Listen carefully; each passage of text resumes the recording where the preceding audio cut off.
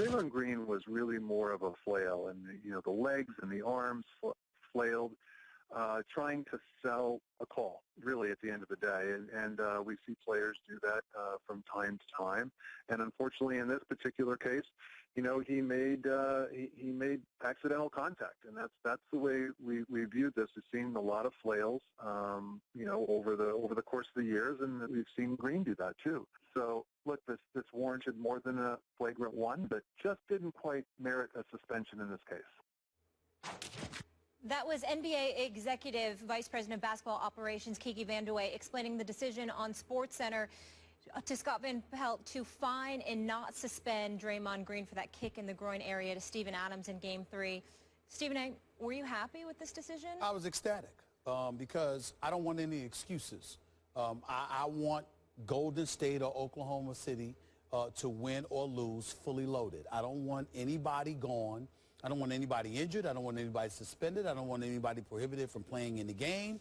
And I understand that there are people out there that are saying it's not fair. Rules are rules, and you got to follow the rules. Well, you know what my man Jeff always tells me? Fair is a place where they judge pigs. It doesn't exist. And I don't give a damn about fairness. I give a damn about making sure. And when I watch the Western Conference Finals tonight, I see a team that's fully loaded. Now, again, I'm not condoning anything that happened. I don't believe it was intentional on the part of Draymond Green. I believe that he's always flailing. He's always kicking his legs. He's always trying to sell a call, and I think that was the situation here. Now, those who believe otherwise, I can understand how they would believe that seeing the play, but if you don't know for sure, if there's a scintilla of plausible deniability, then I think that's something that has to be exercised and entertained, and ultimately you can't suspend them for this game. And I was proud of the league office with Adam Silver and Mr. Kiki Vandeweghe reaching that conclusion because I thought it was the right conclusion. Having said all of that, Draymond Green ain't off the hook now. He got to play tonight, but he's played like straight garbage the last 2 games. Guys are blowing by him. He's not rebounding with abandon. He's got a grand total of 16 points in the last 2 games of a Western Conference Finals. That's not the guy who was registering more than a dozen triple-doubles for us this season. He's got to show up and play the way that he's capable of playing if Golden State is going to beat Oklahoma City. But if they can't beat Oklahoma City, I wanted it to be with Draymond Green on the court, not off the court. And the fact that he's on the court tonight for Game 4 makes me very, very happy because I always thought there's several rules that, everybody looks at me. I'm a Knicks fan, and remember when former Commissioner David Stern, great Commissioner David Stern, suspended Patrick Ewing and a bunch of players with the melee in Miami and all of this other stuff. I have always held that against David Stern. I always thought the rule was absolutely positively idiotic and stupid, where if you stepped over the line, all of a sudden it was automatic suspension. You ain't even involved in any fisticuffs or anything like that. You just reacted and then caught yourself and stepped back. But damn it, you stepped over the line, so you got to get suspended. I always thought that was asinine. And I'm glad to see that the league exercises common sense and is very judicious in its approach, because we all know if it was David Stern, not only would Draymond Green have been suspended, he'd have been suspended yesterday by 9 in the morning. This stuff that comes down in the 6 o'clock hour, actually 7 o'clock, came down at 7, when people are home for work, going home from work, and they don't have their cell phones on them, and they don't have to take calls after hours, so you don't have to answer the criticisms. We all know why they take so damn long, but David Stern wouldn't have cared. He would have made that decision by 9 in the morning. He's suspended. He's not playing, and that would be that. I'm glad that was not the case here with Adam Silver and the NBA. I applaud their decision. It was the right call. Now, if Oklahoma City wants to be the man, let them go out and beat the man. I told you yesterday, you were speaking more with your heart than your head. And seriously, from my heart, I appreciated that because I am very conflicted about this because you know how big a fan I am of this game. I'm an NBA nut. And like you, I am very happy that Golden State will be at full strength tonight for what should be a pivotal, it's this season, must-watch, do or die, here we go kind of a game. It's going to be the most important game that we have seen yet in this NBA season, played by any teams, right? This is it tonight. So do I like it that Draymond Green is in the starting lineup? I do. But here's my takeaway. I thought the NBA, in the end, sacrificed what's right for what's best. And when I say what's best, best for the fans, best for the players, best for their broadcast partner, who is in this case obviously TNT. For the sake of the entertainment business that they're in, that's what's best. What's best is to overlook this. What was right was to suspend Draymond Green for an obvious kick to the privates. I'm sorry, it was just blatantly right, but I get it. So if we're back to what's best is to keep Draymond in tonight's starting lineup. So what was best for Kiki Vandeweghe and our new commissioner was to wait all day long until the 7 o'clock hour, let it bleed into the night, and I knew it. I was with you. Like I knew if we didn't hear about this before noon, he's going to be in the starting lineup. And then it was up to Kiki to spin this and sell this as Draymond was flailing, trying to sell the call, and he made accidental contact. I'm sorry, that's baloney to me. I don't see it. I don't think a lot of people see it. I don't think most people I respect saw that. But in this case, it wasn't that the NBA is protecting a superstar, but I don't think either one of us would call Draymond a superstar. He's not a superstar. But he is an extremely important part of a team that won an NBA record 73 games. It's a star team with the most popular player in the NBA right now. Is there any debate about that? It's Steph Curry, right? He is a back-to-back MVP. He is a unanimous MVP. And so I believe the NBA, for the sake of entertainment, made the decision. I think they made it 2 nights ago, you know, like right after the game. We cannot suspend him. He's too important to this game because this team is too important to TNT. It could be an ESPN if we had that game also. But going forward, it's just too important to our entertainment product to keep Draymond afloat. So, Stephen A., I sit back and look, by tonight we will all have forgotten this, but I got to tell you, as a fan, it also leaves me sad for the NBA. It just does, because it's a bad look. No, it's a bad, sad look that what should have been done wasn't done. I was with Jeff Van Gundy, and he said it on last night's broadcast. I was in the realm of, this isn't just a 1-game suspension. This could be 2. And Jeff said, I didn't know if it was going to be a 1 or 2-game suspension instead of a no-game. Well, we all know I'm very fond of and I respect the heck out of Jeff Van Gundy and Mark Jackson and those boys. I disagree with all of them, and I disagree with you, and I don't care what anybody has to say. First of all, it wasn't that obvious to me in terms of his intent. It was obvious what happened, but it wasn't obvious as it pertains to his intent. That's point number 1. Point number 2, I see former disciplinary czar of the NBA, Stu Jackson, coming out making sure his voice is heard, all right? And he's talking about how everywhere. He's talking about how he would, you know, it's nice. I know he wants a TV career. I wish him nothing but the best. I hope he gets it. He's very good on TV and radio. I actually like him. I like him as a person too. Yep. Okay, but here's the deal. I disagree with him. I recall Serge Ibaka hitting Blake Griffin in the groin in 2013. If I remember correct, I think it was like March of 2013. Stu Jackson was the disciplinary czar then. You know what Stu Jackson did to Serge Ibaka? I believe it was a $25,000 fine. So you know what? I understand everybody. I'm hazy on the play. I'm hazy on the play as well. But my point to you is that it's all subjective. And to act like, listen, I don't believe it was intentional, but I understand and respect the fact that I'm in the minority. There are a lot of people that disagree with me, and I get that.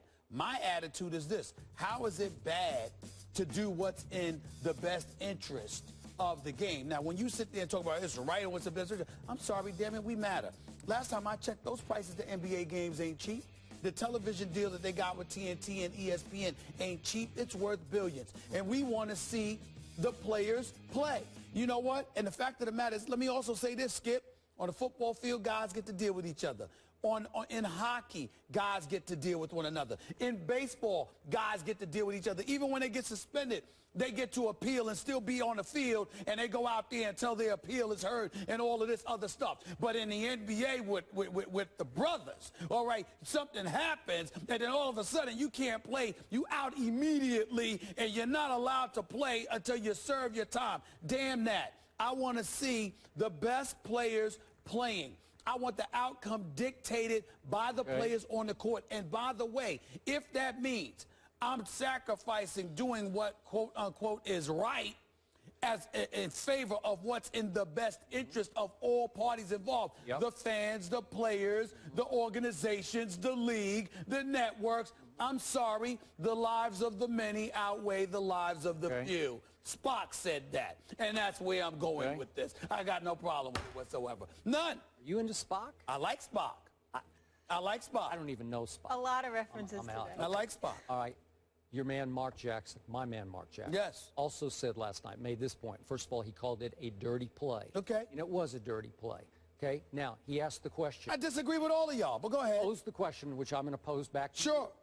If Steven Adams had kicked, let us say, Steph Curry in the midsection, what would have happened? Right. Same kick to Steph Curry's midsection. What happens? That's absolutely true. He probably gets suspended. Thank you. All right? Maybe. But here's the deal, Skip Bayless. You're talking to the wrong man. See, I'm not Mark Jackson. I'm not Jeff Van Gundy. They're probably better than me in some respects, but that's life. Here's the thing. I'm not apologizing for the fact that, certain people get privileges that others don't. I'm sorry. Listen, if somebody sits up there and they act up on a basketball court and they get ejected, that's entirely different than LeBron James getting ejected. It's entirely different. If Kobe's complaining to the refs, for example, and Swaggy P, Nick Young is complaining to the refs, who do you think's gonna have more latitude? Let's stop. Can we please take our head out the sand, okay? In the media business, let's take the media business. You know something, Skip Bayless? Everybody ain't you, my man. You understand? They ain't you. You can get away with stuff most people can get away with. I can get away with stuff most people can't get away with. You know why? Because they ain't us. They ain't us, okay? That's the way I get away with a thing. Oh, you must be crazy. Please. You? Me? You? Mr. Oh, you got to be crazy. You meaning the high maintenance. You need to stop. Yes, you. The guy who shows up and keeps his head down every day. Really? Okay, whatever. The point is that everybody ain't us. And that's the way it is. All right. Listen, people who are stars have I'm not talking about us right now, but who have star cachet, they get treated differently than those who don't. Okay. It's the American way. Get over it. Okay, Get over it. Here's my issue with this. So what? Okay, look, Steven Adams has had the reputation, some of it self-inflicted, of being a villain, like a wrestling heel, right, over the last... You get any good texts? Yes, I did, but I'm not going to tell you. You want to read them? No, I can't. Okay. I can't do that. Chris Rock? Somebody just called out Stu Jackson, but I'm going to leave that alone. All right, Go ahead. Go ahead. So here's my point about Draymond. Right. I respect the heck out of his triple-double game. How can I not? He is a driving force, heart and soul player of this 73-win team. Right. But is he exactly an angel on the court? Is he a model citizen on the court? Do you see anybody in the league complain more blatantly to officials than Draymond Green does? He is in their faces like he gets away with near murder in the context of basketball. I recall folks saying the same thing about Magic Johnson when he was playing. But he's Magic. Well, he did it with a smile. I see. So now Draymond doesn't do it with a smile. So now you got to have the right facial complexion. Yeah. I mean, you have to sell it. You have to be, be a PR director. Listen, the bottom line is very, very simple. I don't see the intent that you see with Draymond Green. I am not saying that you're wrong. I'm saying I don't view it the way you do. I didn't view it the way Mark Jackson viewed it. I didn't view it the way Jeff Van Gundy did it. Everybody is entitled to their opinion. Do you know for a fact that it was intentional when there's various video out there showing how he tries to sell calls, flails his arm, flails his feet? There's plenty of video out there. Not to mention, again, there have been times like the Stu Jackson situation I pointed out from March of 2013 when the man sat up there and was in a position to evoke discipline and only fined Serge Ibaka $25,000. I got nothing but mad respect and love for Stu Jackson and you and Mark Jackson and Jeff Van Gundy. I don't give a damn what any of y'all say. I respectfully disagree, and you can't definitively tell me I'm wrong. So if you can't definitively tell me I'm wrong, you can't tell me. I'm not telling you you're wrong, but I'm not telling you you're wrong. Okay. I'm saying you can't tell me I'm definitively wrong. Well, how can I don't know what's Let me finish. I don't know. Let me finish. So because you can't tell me you, Mark Jackson, Jeff Van Gundy, Stu Jackson, and others can't tell me I'm definitively wrong. That means there's plausible deniability. It's open for debate, and I'm going to roll, and I'm going to roll with keeping the team intact. So if Golden State goes down, there's no excuses. Tonight, you're fully loaded. There's no excuses, Golden State. Your season is on the line. You lose this game, it's a wrap. You ain't beating OKC 3 straight. What you gonna do? I don't want any excuses. I don't want any excuses. That's all I wanted, and Adam Silver and Kiki Vandeweghe gave it to me, and to them I say thank you very much for not messing with this game, period. And just as Kiki said that Draymond was flailing, I think you're flailing with your argument. It's okay. It's okay. How am I flailing? How am I flailing? It's plausible deniability. Hey, please. Hey, listen. Please, hey, listen. stop it. Listen, you know where I got the plausible deniability from? From the Reagan administration with Oliver North. It's all about plausible deniability. It's all about, can you prove it? Okay. Can you prove it? I can't prove it. Last question. I can't. Last question. This occurred to me. What if Golden State had won that game and been up 2-1? Then what happens off that play? Does he get suspended if Golden State's up 2-1? I don't know. I don't know. That's a very good question. I say listen. I have no idea. But the point that I'm trying to make to you is that, guess what, Skip? My position might not be as resolute. Maybe not. If they had won and they were up 2-1. Because I don't want excuses. You see what I'm saying? So we did this only in the best interest of the entertainment value of this basketball game. Listen, Are you happy? Hold on, time. You act like that is a bad thing. I'm sorry. Listen, excuse me. It's all stop it, just sanctimonious stuff. Sanctimonious? There's a lot of gray area here. The world is gray. The world is gray. Okay, that happens sometimes. The world is gray. Yeah. All right? That's what it is. Clear and present danger. That's the line that was used in there with Harrison Ford. The world is gray. I actually just read the book by Tom Clancy. I read the book, too, by Tom Clancy. It was a very good book. But the world is gray, Skip. Sometimes everything ain't black and white. Sometimes it's gray. Yeah. It's okay. It's okay. The best interest. Adam Silver and Kiki Vandeweghe made me proud today. Very good way to go, guys. Very good way to go. I'm very proud. I've known Kiki forever, and I got to congratulate him on his spin doctorate. Hey, listen. It was really good. Right, it was beautifully done. I was impressed. I almost bought it. I must admit, I actually thought I could have done a better job of spinning than Kiki. I thought Kiki could have done a better job of spinning. Maybe. He tried. Maybe you have a second career. No. Absolutely You're busy not. Enough. Absolutely, I'm busy enough. You are. If it was a career in the NBA, president of basketball operations for the New York Knicks, I'd do that. You would do that? That was it. That's it. That's the only job I would do. Commissioner of the NBA? No. No, I personally think the job is relatively boring myself. From night to night, it's No, I'm talking about being the commissioner. Because you're in the office. He likes to be out and about in the streets. I want to be about. You could go to every game. I want to be about. But shaking hands. President of basketball is shaking hands all the time. President of basketball operations for the New York Knicks. I do that. And then you'd have the next Stephen A. Smith all over you every day. I do that. I guarantee you this much. My job performance could compete with Phil Jackson's. I would hope so. I guarantee you that. I guarantee you that. Yeah, I said it. We'll leave it there. Shades of gray here on First Take. This next subject, some NFL news to get to, also gray as well. The NFL, have they been influencing concussion research? This could be a very bad look for Roger Goodell in the league. We will discuss it after the break. Stay here.